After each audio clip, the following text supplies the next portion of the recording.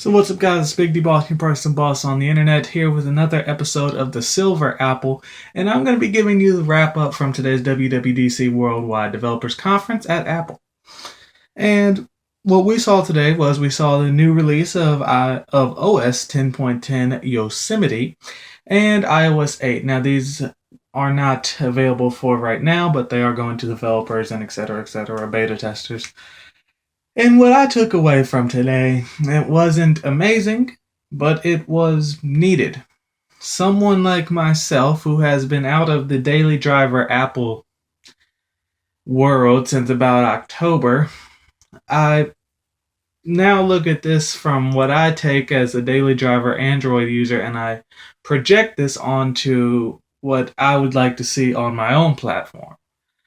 Now, whenever they came out with Yosemite, obviously that would have to compete with my Windows system right now, and I liked what I saw from Yosemite. It wasn't that great, but it does help a lot of things. The integration they did with iOS is great. They are not conjoined. They are not one. But we can say that they're now sharing a bunk bed and everything is very accessible from both places. Not the same thing, but you can reach it from your own place. Makes the atmosphere much easier to deal with, a much better experience for you, the consumer. iOS 8, no major redesign. No hardware was shown at this conference, I must say. I was somewhat disappointed with that. I thought we'd get at least some computer and MacBooks or iMac maybe, but nothing of that sort. Even a Mac Mini would have been great. But overall, WWDC didn't blow me out the water. What I did like was they are now introducing a Hey Siri, such as OK Google, to not gonna say copy the Moto X. But this is something that I do think needs to be done on more smartphones, so that way it makes it easier. Now, you complain with the battery life possibly of having to have the phone constantly listening for you. And this I can understand by some means, but once again, we have to realize that the new iPhone, if it is indeed larger, you'll have a bigger battery, so it won't hurt the new hardware so much. But the older hardware, the 5, possibly 5C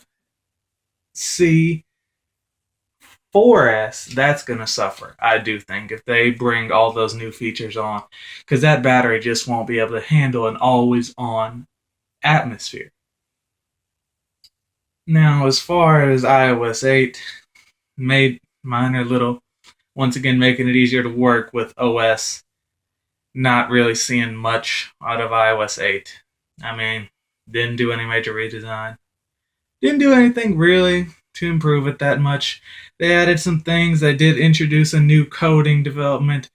As far as health-wise, and I know a lot of people are thinking, okay, this is going to be the big health thing. Samsung did S-Health.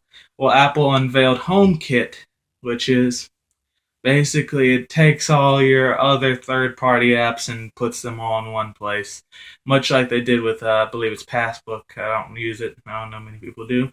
And also, you take the HomeKit, which is your home integration, which is once again just like HealthKit. Take all your third-party home things, such as your Philips Hue light bulb, and then throw it in there, and that just makes it kind of an easier way to access it. Doesn't necessarily anything that Apple is doing on their own except putting it in one place. That's where the developers come in. And once again, if you don't know, WWDC is the Worldwide Developers Conference. This is where Apple brings in their developers. They give them a chance to go through seminars, learn all the different things in the world of Apple. And that's what I'm trying to do here on the Silver Apple, get you the information you need to know from these events. So anyway, guys, that's my thoughts basically on today's WWDC events. If you have any thoughts, please put them in the comments. Please don't forget to like and subscribe. I'm your boss, BigDBossin, your personal boss on the internet.